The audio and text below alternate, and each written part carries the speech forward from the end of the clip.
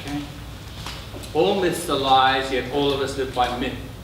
Whether it be the myth of Thanksgiving, the myth of Saturnalia turned to Christmas, the myth of virginity, the myth of purity, manifest destiny, all myths. So let's reinvent together because you are creators. Forget about whitewashing, censorship, conspiracy theories, propaganda, histories written by the victors, whether Caesar's Gallic Wars or Turkey's Armenian massacres. Facebook is still blocked in China, and all your emails are monitored.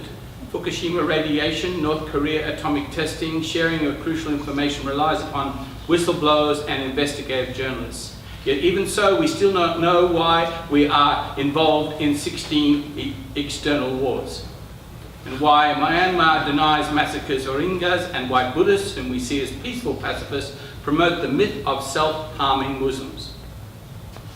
Who actually killed Kennedy? What about that Building 7 falling? September 11th. Is there really a Loch Ness monster? Bigfoot? Why is Google Earth censored? Reinvent your own past, publishers a memoir. Who reads anyway? Ask Watergate papers, ask Panama Papers, ask the Paradise Papers, ask Harvey Weinstein, ask the FBI why it redacted those Kennedy assassination files. Weapons of mass destruction, war upon civilians, Blair and Bush immune to prosecution.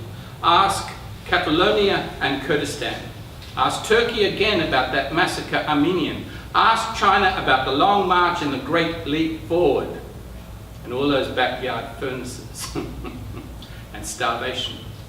Starvation of 1 million people after the Russian Revolution. Ask Cambodia about Kampuchea and Year One. Ask why we still preserve the waxed corpses of Mao and Lenin while Walt Disney is cryogenically stalled in ice. Ask Hollywood what did they really know about James Dean and Natalie Wood. Lone shooters, grassy knoll, Las Vegas, Manchurian candidates, conspiracy theorists. Ask science fiction what NASA has yet to prove. Ask the moon why we have as yet no moon base and Mars only has a camera. Ask your memoir how much is true. What do you need to cover up? Even Eden was a pomegranate. Reinventing futures is a job for science fiction futurists. Reinventing our past is where we come in, fiction writers and memoirs. There never was an Armenian massacre, says Turkey today.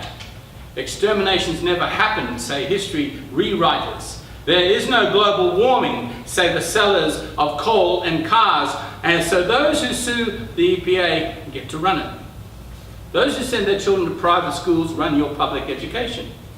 Do not even ask if transport officials use public transport, nor housing officials live in squalor or slums. Kings should expose themselves to what the riches feel to shake the heavens more just, King Lear. And it's too easy to reinvent yourself like Davy Crockett. End up a mythic hero thanks to a massacre. Texas is part PR advertising, part brag and boasting. Ask about indigenous Mexican wars. Ask about immigration policies and jails. Rosy truths get lost in brothels and in bars. Feeling alone, Lone Star? Tomorrow's science fiction breakfast is space food for thought. Dehydrated SpaceX, Elon Musk, sweets. Positive projections to cover space blanket bingo missions. NASA sends missions to Mars and beyond. Toy Story 5. We sit on a rock counting stars, feeling sort of past, sending rockets up, watching as they fall into international waters. This future bliss is in orbit since China invented rockets. We trace since our race allegedly moon landed. We did not go back. Why is that? We reinvent reasons to explain again why we cannot. Past is full of challenges and failed blast-offs, so we project a brighter future and reinvent our histrionics. What if neither Moon nor Mars actually wants us? Catch a space virus. Language is a virus from outer space, warned William Burroughs as he danced with Laurie Anderson in Home of the Brave. Now here's where you come in. What do writers do to reinvent the past and the future? You have a hungry diary and you will have a meaty memoir. Once there was flash fiction, lightning epiphanies from a stormy life, for a time children's lit, then young adult fiction. Now with age, memoir is all the rage. Page by page, salacious revelations are strewn to hold the flickering attention of an ADHD generation.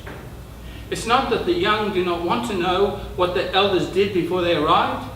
It's more that the generational concepts clash so violently, children of the 60s become grandfather clauses for those now 16.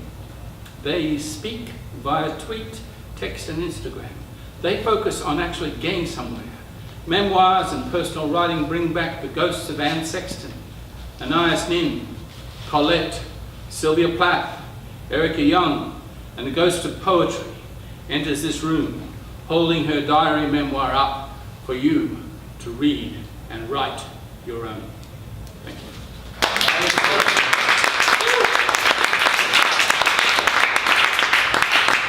All right, right now we're going to take a 10-minute intermission.